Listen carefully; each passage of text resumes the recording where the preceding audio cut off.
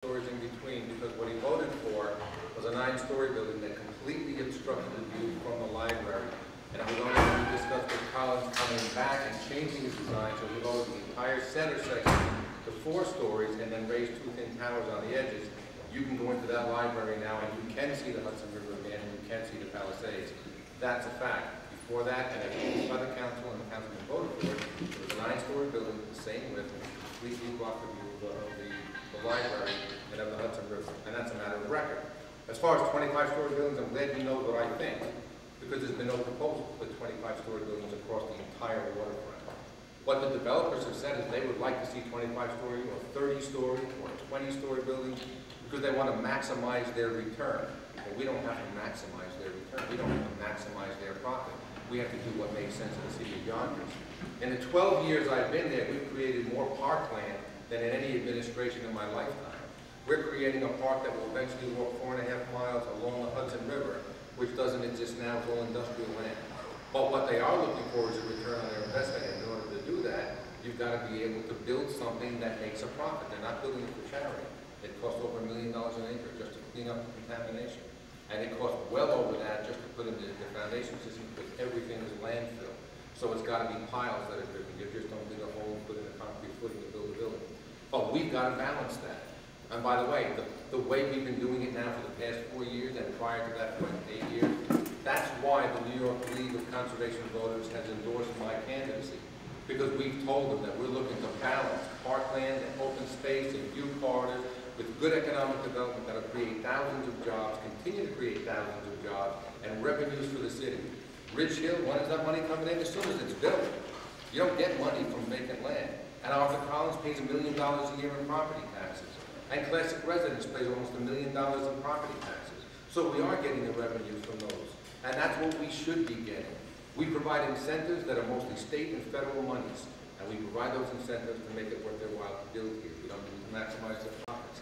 And then once they build and they start to succeed, then the revenues really start to come in.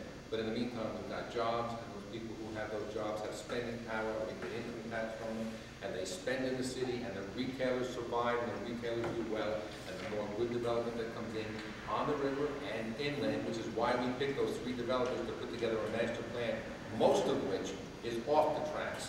The corridor up to and including Chicken Island and the entire Nepperhan Valley. That's why we do those, because in the end, that's good, smart development that does preserve view corridors and creates open space.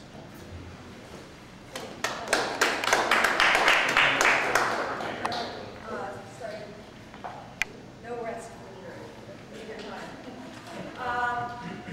What do you think should happen to the Percy Place property, currently slated for Habitat for Humanity houses, but also desired by advocates for a school, community, playing field, and park?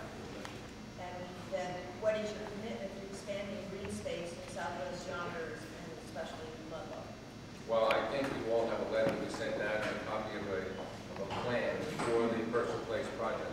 City Council, well over a year ago, sold property to the Habitat for Humanity, who does wonderful work. They build houses, they have people who probably will never own a home, and they come in and they help build their own homes, and they live there, and they raise their families, and they've been doing it all over Southwest Yonkers. They do it all over the country. They do excellent work, and they really are providing a great service to people. They were sold that property by the City Council. Now, the only way to get that property back is either for Habitat for Humanity to give it up, or the City Council goes through condemnation, eminent domain, to take that property back. I can't do that, only the City Council. Having said that, I don't support that. If we could, and we met with Habitat for Humanity on several occasions to try and get them to voluntarily give that up, and we would find them other parcels of land where they could put the houses, which were already designed and built. They were just sitting, basically waiting to be delivered. Only they were not willing to do that because, among other things, they had sunk a lot of money in. They were having serious problems with their investors, with people giving them money to build this housing, and they couldn't do it. But one of the things we did recognize was that what was brought to our attention was the need for good open space and clean space and play area for the children, not only in Burroughs, but for the children in the neighborhood.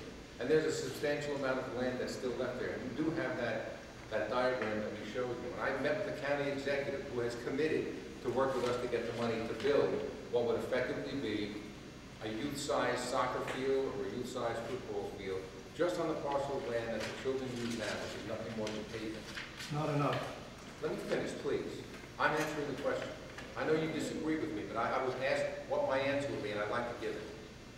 And that piece of property can become a field that our children can play on in school, our children can play on in the neighborhood. It can handle youth soccer, it can handle youth football, and it's there all the time. Plus you have a couple of new families, several new families, who will oversee a park that right now that's in very disrepair, that piece of property. There's also a warehouse on that piece of property, which we don't own, and the owners who we approached said they do not want to sell. But if we're ever able to buy that, we can extend the park so that it'll be an L-shaped park and create more play area and playground for kids and open space for kids to play. That's a compromise. The alternative to that is to condemn the property and take it away. I said that. I don't have the power to do that. The council does. I've talked to several members, not every member of the council, several. I don't see the wherewithal to condemn that property and take away that estate sold for $1 to Habitat for Humanity to do something that's very good for people. But I think a compromise like this works. I'm proposing to do that in conjunction with the city council and with the county executive. And in the end, everybody gets something. The children get a place to play that's much better than they have now. The neighborhood gets a place to play that's much better than they have now. Those people who will now have homes that they would never have had an opportunity to own will have homes, and that program can continue around the city. And that's just one piece. As far as additional parkland, all along the water's edge, we're going to continue to develop parkland, and that's 4.5 miles from Ludlow Park all the way up to the northern end of the city. And in this project that we're doing with SFC, we're opening up the river, we're creating a park walk along the river, and every time we have development, we have an opportunity to create more open space, and that's how we're going to do it. It's not a compromise. It's a capitulation. We're back. Everything we're talking about here today is about leadership. If I were the mayor, and that Purser Park plan came before me, I would have gotten to Habitat for Humanity, Jim Kaloran, I would have talked to the council members, and we would have figured out a way to make it happen. The difference is, they dug their heels in, and they said, no, it's a fait accompli. All this nonsense about eminent domain and taking property the council voted for, it's nonsense. That was a brilliant idea. When I first saw it, I had the same reaction that a lot of other people had. Why didn't we think of that? The warehouse guy, easy to buy that property. Jim Kaloran, Habitat for Humanity. Jim Veneruso on the board of directors. Big supporter of the mayor's, huge fundraiser for the mayor. They dug their heels in. That's all nonsense. That project should happen. Jim Kaloran wants to do other projects here in Yonkers. And I spoke to Jim Kaloran. I was, quite frankly, offended by how he talked to me and talked to some of the other people. That could have been a win-win-win situation. Habitat for Humanity could have been heroes if they simply took the swap of land. Heroes. But other people decided to dig their heels in. And they still got to come back to us. The mayor's in charge, folks. The city council's in charge. They don't tell us what to do.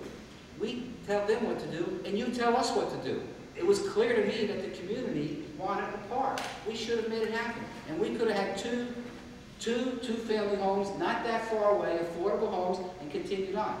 I think that they simply ignored the plan, which I wouldn't have done. I would have figured out a way to make it happen. That's what a good leader does. That's what a good chief executive does. Relative to parkland, you already heard my plan about the waterfront. I want to make most of it parkland. The mayor talks about creating new parkland. Odell Avenue and Northport Way up in Northwest Yonkers in the 3rd District. I wanted that to be parkland 3 years ago. The mayor proposed, well, the part he didn't tell you about is that he's just swapping it for other parkland that he wants to give to Louis Capelli to develop. So there's no net gain there. There's no net gain. And this 4.5 miles, I hope we can get to it. Did you see where it is? It's on a cliff. You know, it's never going to be developed. It's easy to make that parkland.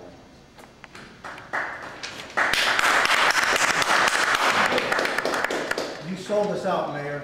You sold us out. Again, for the record, I know this is really confusing.